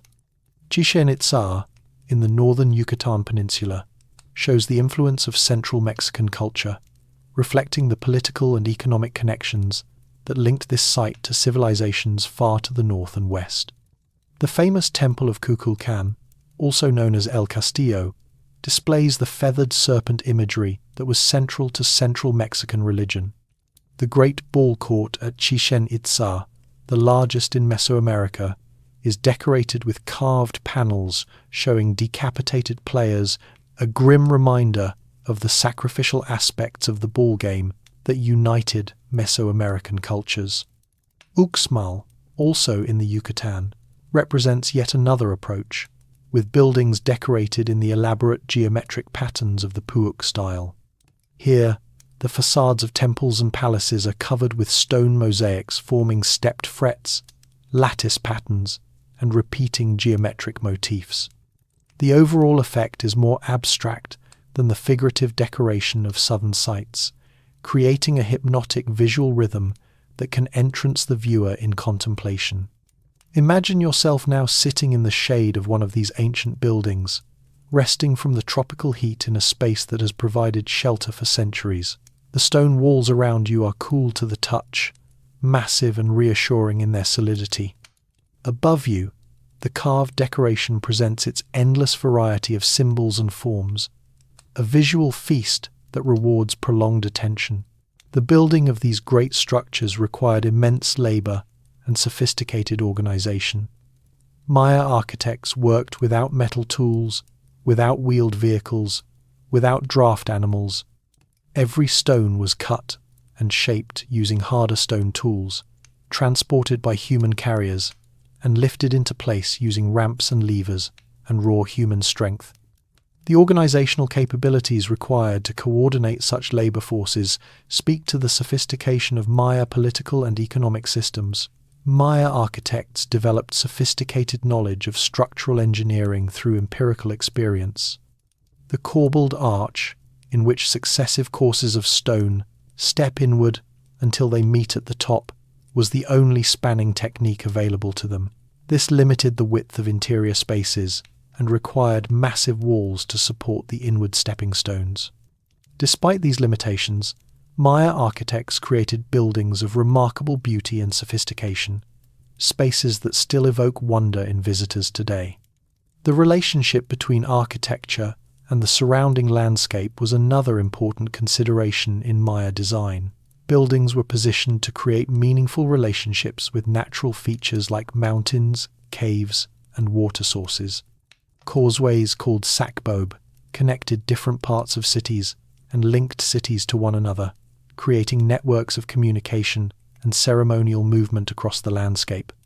These white roads, raised above the surrounding terrain and paved with lime stucco, were both practical infrastructure and symbolic pathways connecting the human world to cosmic geography. As this section of our relaxing history documentary draws to a close, take a moment to appreciate the achievement that Maya architecture represents. These buildings were created by people who lacked many technologies we consider essential, yet they produced monuments that have endured for more than a millennium, and that still have power to inspire and amaze. The integration of architecture with sculpture and painting, with astronomical knowledge and religious symbolism, created total environments for spiritual experience that have few parallels anywhere in the world. Rest now in the cool shade of these ancient walls. Feel the weight of the stone around you, the patient mass of material that has stood here through centuries of tropical storms and earthquakes, through the rise and fall of dynasties, through the abandonment of cities and the gradual reclamation by the forest. The Maya who built these structures believed they were creating eternal monuments to divine power. In a sense, they succeeded beyond anything they could have imagined.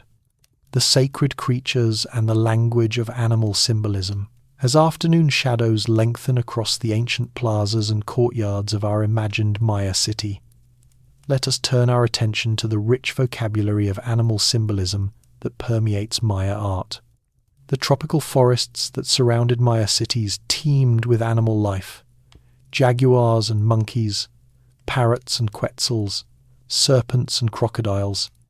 These creatures were not merely elements of the natural environment, but powerful symbols carrying layers of religious and political meaning. We have already encountered the serpent, the most important of Maya symbolic animals, coiling through the art of temples and stelae, its feathered form representing the union of earth and sky.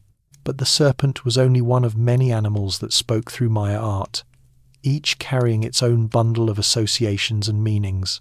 The jaguar was perhaps second only to the serpent in symbolic importance. This magnificent cat, the largest predator in the Mesoamerican rainforest, embodied qualities of power, stealth, and ferocity that made it a natural symbol for rulers and warriors. Maya kings often incorporated jaguar imagery into their names and titles. They wore jaguar skins in battle and ceremony, sat on thrones draped with jaguar pelts, and were depicted with jaguar features in their sculptural portraits. Picture yourself now standing before a carved panel that shows a Maya ruler in full jaguar regalia. His face is partially covered by a jaguar headdress, the snarling face of the cat seeming to merge with his own features. His kilt is made from jaguar skin, the spotted pattern rendered in careful detail by the ancient sculptor.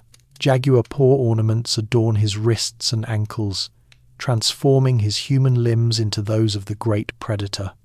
He has become, visually and symbolically, a human jaguar, combining the intelligence and authority of a king with the power and ferocity of the forest's most dangerous hunter. The jaguar was also associated with the night and the underworld. The jaguar god of the underworld was a major deity in Maya religion, his spotted body decorated with elements suggesting decay and death.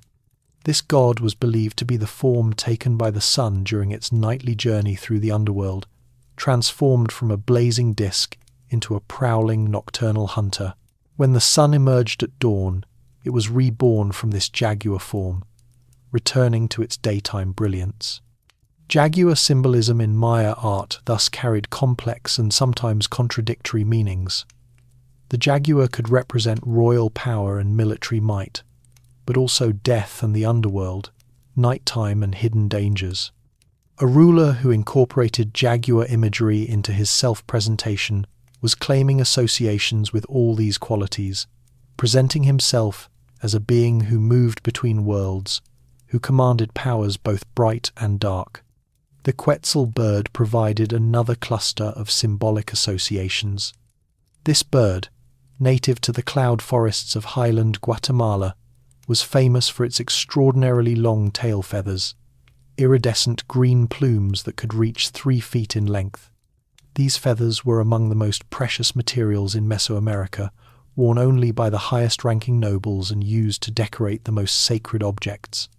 The Quetzal's green feathers associated it with vegetation and fertility, with the life force that caused plants to grow and forests to flourish. The bird was also connected to the wind and the sky, its floating feathers seeming almost to fly on their own.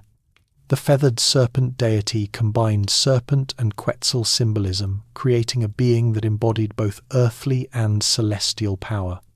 Maya artists depicted Quetzal feathers with loving attention to detail, showing each individual plume with its distinctive green iridescence. In sculptural representations, feathers cascade from headdresses and costumes, creating visual rhythms of flowing curves that contrast with the geometric forms of jade and shell ornaments. Even in weathered stone, where colour has long since faded, we can sense the original splendour of these feathered displays. The monkey appears frequently in Maya art, often in contexts that suggest its association with scribes and artists. The Maya believed that monkeys had been created in an earlier age of the world, before the current creation of humans. These ancient monkey people had been skilled in writing and the arts, but they were destroyed in a flood that cleared the way for the creation of true humans.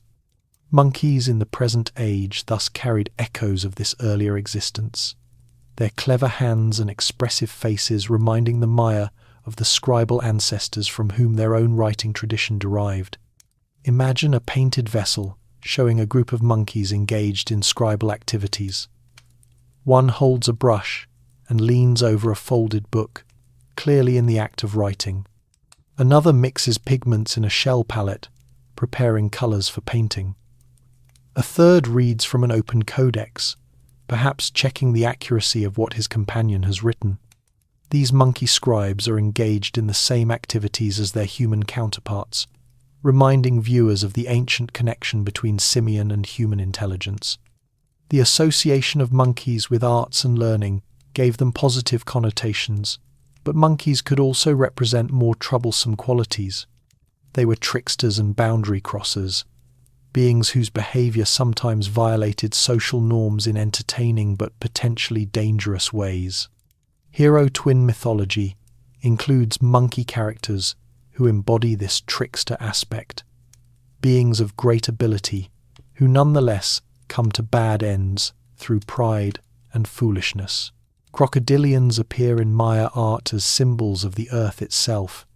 The Maya sometimes depicted the surface of the earth as the back of a great crocodile floating in the primordial waters, its ridged spine forming the mountains and valleys of the landscape. This earth crocodile was associated with fertility and agricultural abundance, its body providing the ground from which crops grew and on which humans lived. The open mouth of the crocodile was sometimes shown as a cave entrance, a portal to the underworld through which spirits could pass between realms. Temples decorated with crocodile imagery invited visitors to enter the earth, to pass through the monster's jaws into the sacred space of the underworld. This symbolism reinforced the mountain and cave associations of pyramid temples that we discussed in the previous section. Deer were significant in Maya art as symbols of the hunt and of sacrificial victims. The Maya were skilled hunters who supplemented their agricultural diet with game from the surrounding forests. Deer were prized quarry, their meat valued as food, and their hides and antlers used for various purposes. In myth, deer were sometimes depicted as the first sacrificial victims offered to the gods at the time of creation to establish the pattern of sacrifice that humans would later follow. Some Maya imagery shows deer as substitutes for human captives, suggesting that deer sacrifice could serve as an alternative to human sacrifice in certain ritual contexts. This substitution was possible because deer and humans shared certain symbolic characteristics as beings that could be hunted, captured, and offered to the gods. Let yourself drift deeper into relaxation as we continue to explore this rich vocabulary of animal symbolism. The afternoon light is golden now, slanting through the trees that surround the ancient plaza. Somewhere in the forest, birds are calling, their voices creating a gentle backdrop to our contemplation. The air is warm but not oppressive, comfortable for resting and reflection. Owls appear in Maya art as messengers of death and the underworld. These nocturnal birds, with their silent flight and eerie calls, were believed to be harbingers of doom, carrying messages from the underworld lords to their intended victims. In the hero-twin narrative, owls serve as messengers who summon the twins' father to the underworld for his fatal confrontation with the lords of Xibalba. The association of owls with death gave their images a somber power. When owls appear on Maya monuments or vessels, they typically indicate the presence of underworld forces, the proximity of death and transformation.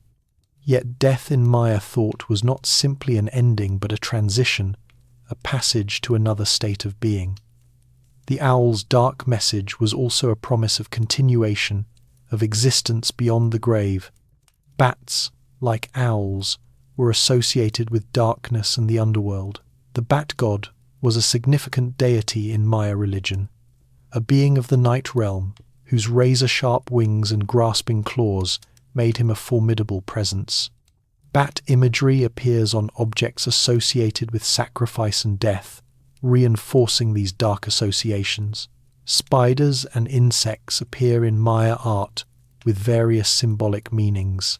The spider was sometimes associated with weaving and with the creation of the world, its web a symbol of the interconnected threads of existence. Bees were important for their production of honey, a valued sweetener and ritual substance. The bee god was a patron deity of beekeepers, whose specialized knowledge made them valued members of Maya communities. Even lowly creatures like toads and frogs carried symbolic significance.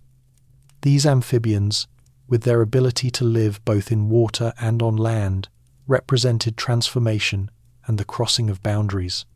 Their appearance after rain associated them with fertility and the renewal of life. Some ritual objects take the form of frogs or toads, probably used in ceremonies related to rain and agriculture. The Maya world was thus alive with symbolic creatures, each carrying layers of meaning that enriched the visual vocabulary of Maya art. When we look at a carved panel or painted vessel, we encounter not just the creatures depicted, but the entire web of associations that each creature carried. A ruler shown with jaguar attributes was claiming not just feline power, but the whole complex of meanings associated with jaguars, their connection to the underworld, their role as nocturnal hunters, their status as the supreme predators of the forest. Learning to read this animal symbolism is essential for understanding Mesoamerican symbolism more broadly. The Maya shared many animal symbols with their Mesoamerican neighbors, creating a common visual language that extended far beyond the boundaries of Maya territory. When we understand jaguar or serpent symbolism in Maya art, we also gain tools for understanding the art of the Aztecs, the Zapotecs, the Mixtecs, and other Mesoamerican peoples. Rest now as evening approaches in our imagined Maya city. The animals we have discussed are becoming active in the darkening forest, jaguars beginning their nightly prowl, owls preparing to hunt, bats emerging from their daytime roosts. The living creatures and their symbolic representations exist in parallel, the natural world and the world of meaning reflecting and reinforcing each other. The ancient Maya lived immersed in this dual reality, surrounded by animals that were simultaneously physical creatures and spiritual presences. Every jaguar track on a forest path was also a message from the night realm. Every quetzal feather found on the forest floor was a gift from the sky world. This interpenetration of the natural and supernatural gave Maya art its power and depth, creating images that worked on multiple levels simultaneously. As the stars begin to appear in the darkening sky, the animal symbols continue to watch from their carved and painted surfaces. The jaguar snarls eternally from its temple facade. The serpent coils forever along the balustrade. The quetzal feathers stream back from the royal headdress in an endless moment of frozen motion. These creatures have been waiting here for more than 1,000 years, and they will wait for centuries more, carrying their messages of power and transformation to all who take the time to look and listen. The long journey and the transmission of Maya artistic traditions. Night has fallen fully over our imagined Maya city, and the stars wheel overhead in their eternal patterns. This is a good time to consider the long span of Maya artistic tradition, the centuries over which techniques and symbols were passed from generation to generation, changing gradually while maintaining their essential character. The Maya civilization that produced the art we have been examining was not static but dynamic, evolving over nearly 3 millennia from its earliest beginnings to the Spanish conquest and beyond. The artistic traditions we have explored represent the accumulated achievements of countless generations of artists, each building on the work of their predecessors while making their own contributions to the evolving tradition. The earliest Maya art dates to the pre-classic period, which began around 2000 BCE and continued until about 250 CE.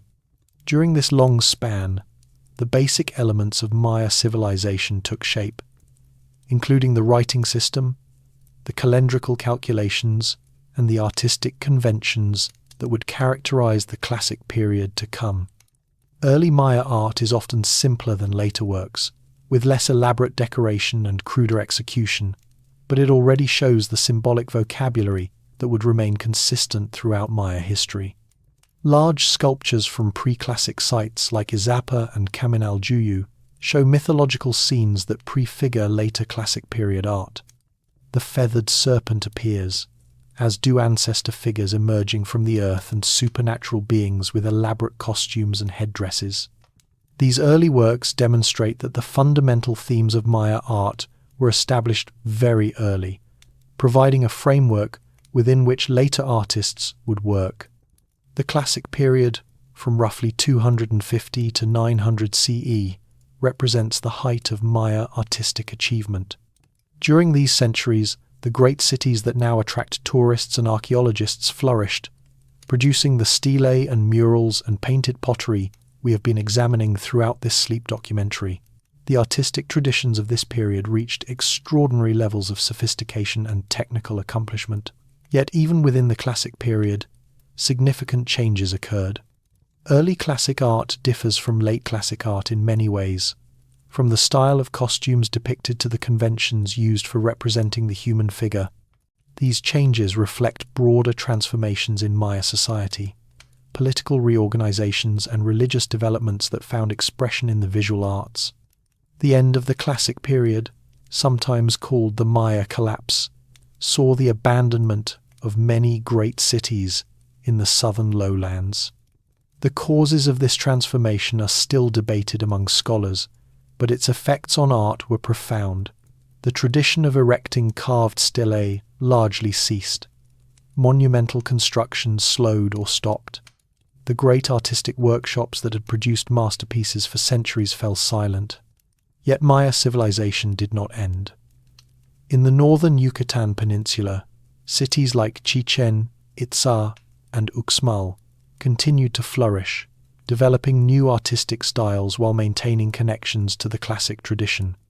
The post-classic period, from about 900 CE to the Spanish conquest in the 16th century, saw new developments in Maya art, including the influence of Central Mexican cultures that is visible at sites like Chichen Itza.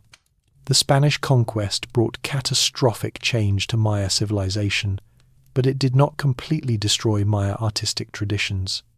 Indigenous artists continued to work under colonial rule, adapting their skills to new contexts and new patrons. Maya weaving traditions survived, producing textiles that still bear symbols derived from ancient prototypes. Maya concepts of colour and form persisted in folk art and religious imagery, blending with European influences to create new hybrid styles. Let yourself relax more deeply as we contemplate this long span of artistic tradition. The works we have been examining represent moments in a continuous story, individual achievements within an ongoing process of cultural creation. When a classic period sculptor carved a stela, he was not working in isolation but participating in a tradition that extended back centuries and would continue for centuries more. The transmission of artistic knowledge from generation to generation was crucial for maintaining these traditions. Master artists trained apprentices, passing on not just technical skills but also the symbolic vocabulary and compositional conventions that made Maya art coherent and meaningful. This training was probably a long and demanding process, requiring years of practice before a young artist was ready to work independently. We can sometimes detect the hands of individual artists within the broader tradition.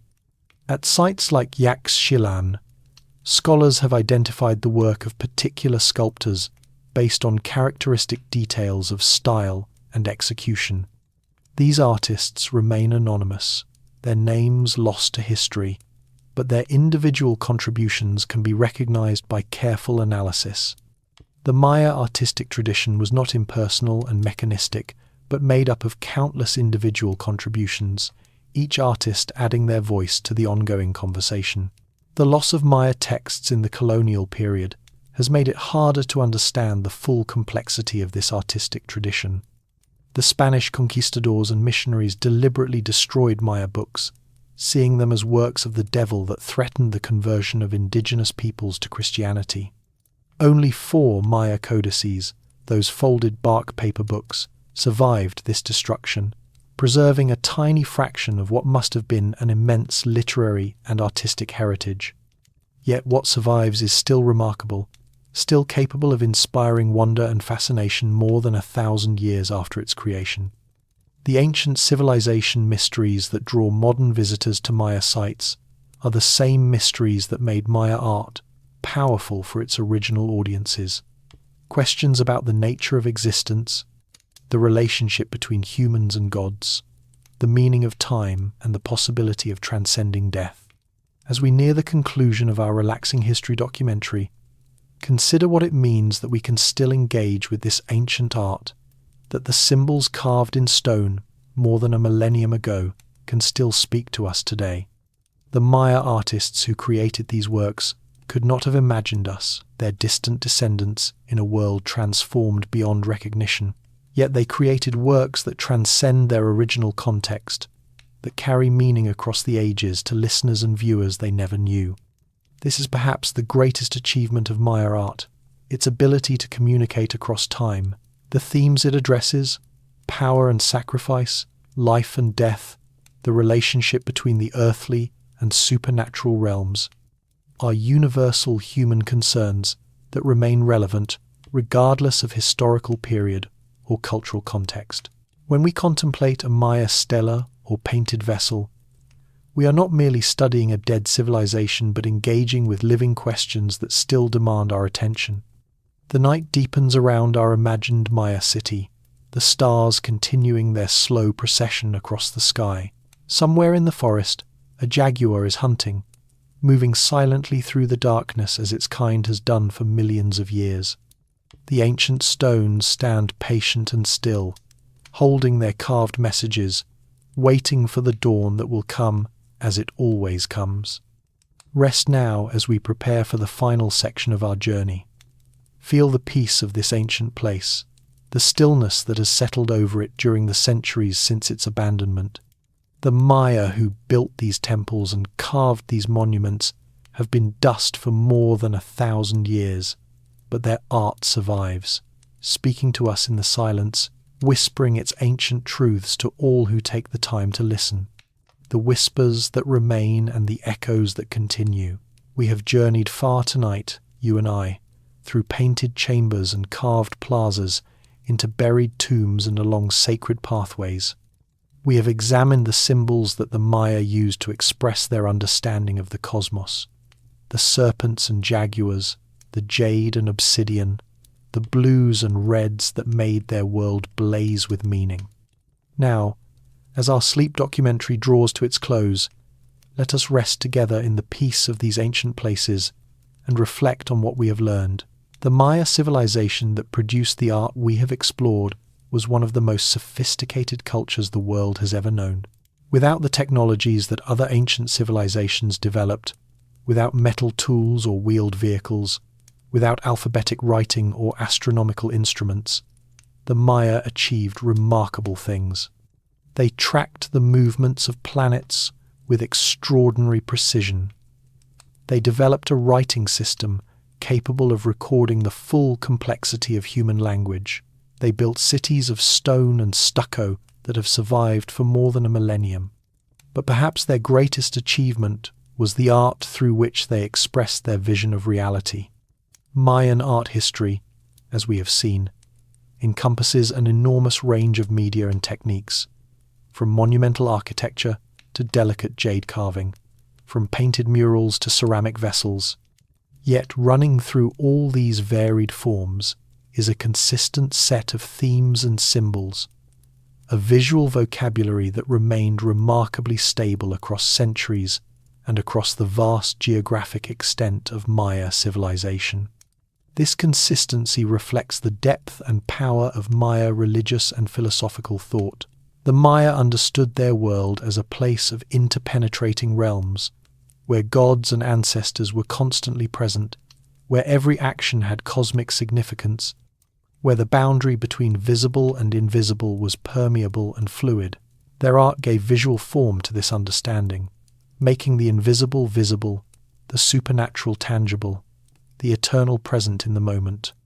Let yourself sink into the deepest relaxation now as we conclude our journey. The night is far advanced, and the ancient city sleeps around us, the carved faces of kings and gods resting in darkness as they have rested for countless nights before. The jungle that reclaimed these places after their abandonment has been pushed back by archaeologists and preservationists, but it remains always at the edges, patient and persistent, waiting for its chance to reclaim what was once its own. In the morning, tourists will come to these ruins, walking through the plazas and climbing the pyramids, taking photographs and reading guidebooks. They will see the same carvings we have examined, the same murals and stelae and painted pottery.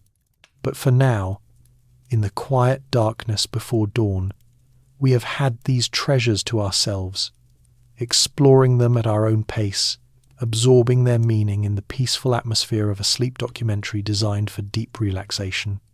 The whispers from ancient masterpieces that we have been listening to all night will continue to echo through time, carrying their messages to future generations as they have carried them to us. The jaguar will continue to snarl from its carved facade, embodying the power and ferocity of Maya kings long dead. The visioned serpent will continue to rise from the smoke of blood sacrifice, connecting the earthly realm to the supernatural.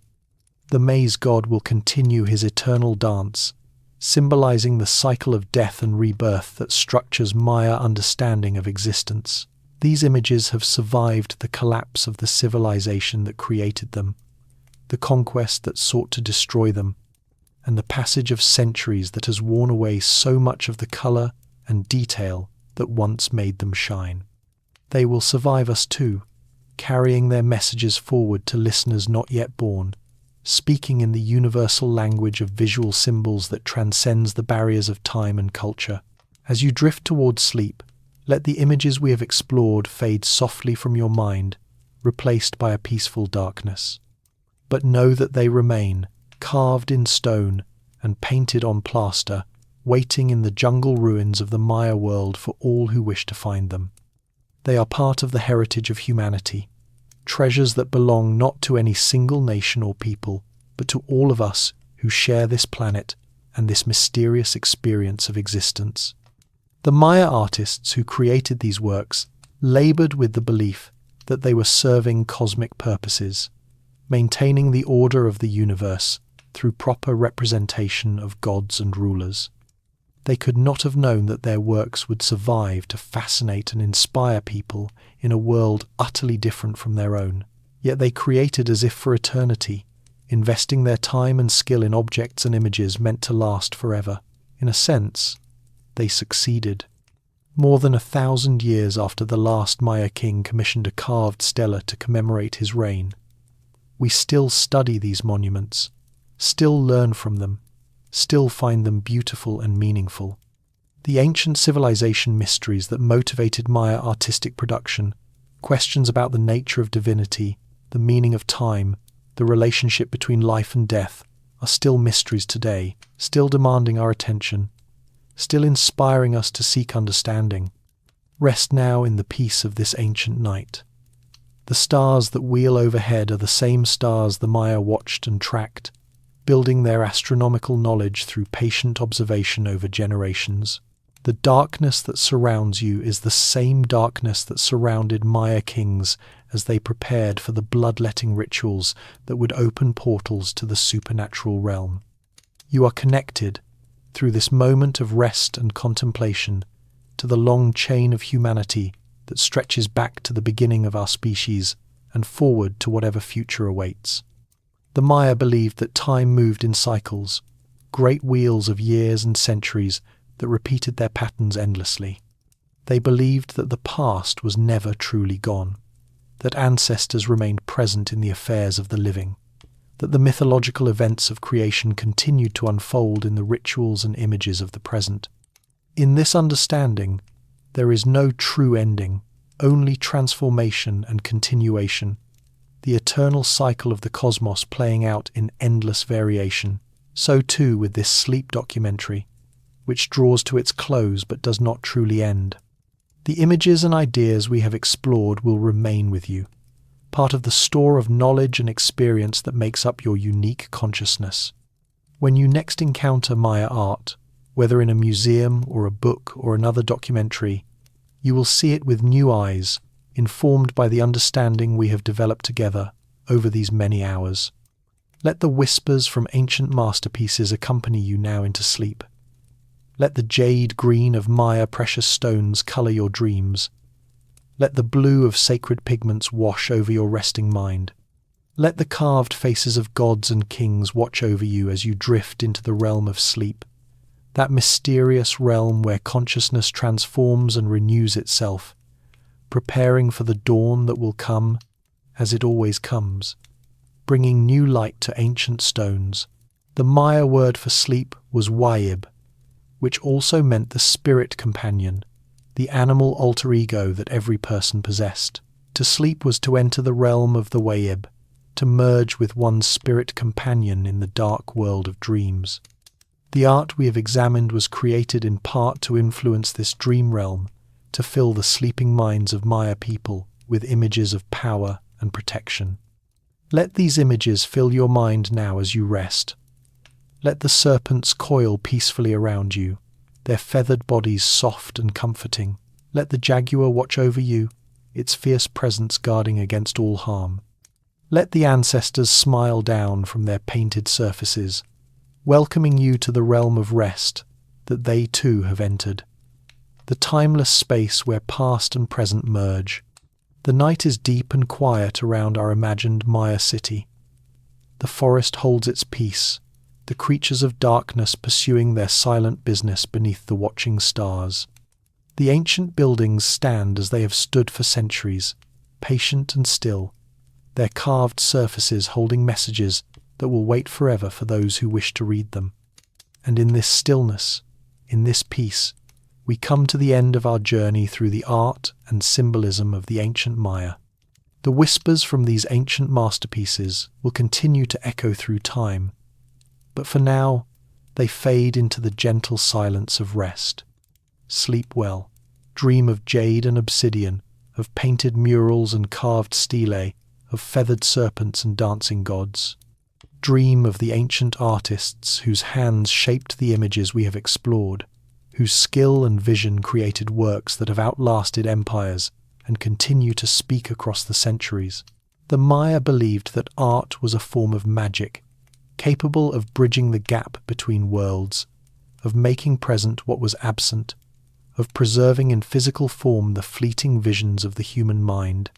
Tonight, we have experienced something of that magic, allowing ancient images to transport us across time and space to a world long vanished, but not forgotten. Rest now. The dawn is still far off, and there is time for peaceful sleep before the light returns. The ancient stones will be here when you wake, whenever that may be, holding their messages as they have held them for more than 1,000 years. They are patient, these stones. They have waited centuries for you to discover them, and they will wait centuries more for those who come after. Let the whispers from ancient masterpieces fade now into silence. Let the images we have explored drift away into the peaceful darkness of rest. Let all tension leave your body, all worry leave your mind, as you settle into the deep and healing sleep that your body and spirit need. The art of the ancient Maya has given us many gifts tonight, beauty and knowledge, wonder and understanding. Accept these gifts now as you drift towards sleep, carrying them with you into the realm of dreams where consciousness transforms and renews itself. The Maya are calling you to rest, their ancient voices soft and soothing, their carved faces serene and welcoming. Follow them into the peaceful darkness, into the realm of sleep where all journeys find their destination, where all seekers find their rest. Sleep now, sleep well, and know that when you wake, the whispers from ancient masterpieces will still be there, waiting patiently for you to return, ready to share their timeless wisdom with all who take the time to listen. The night embraces you, the stars watch over you, the ancient stones guard your rest. Sleep now, sleep in peace.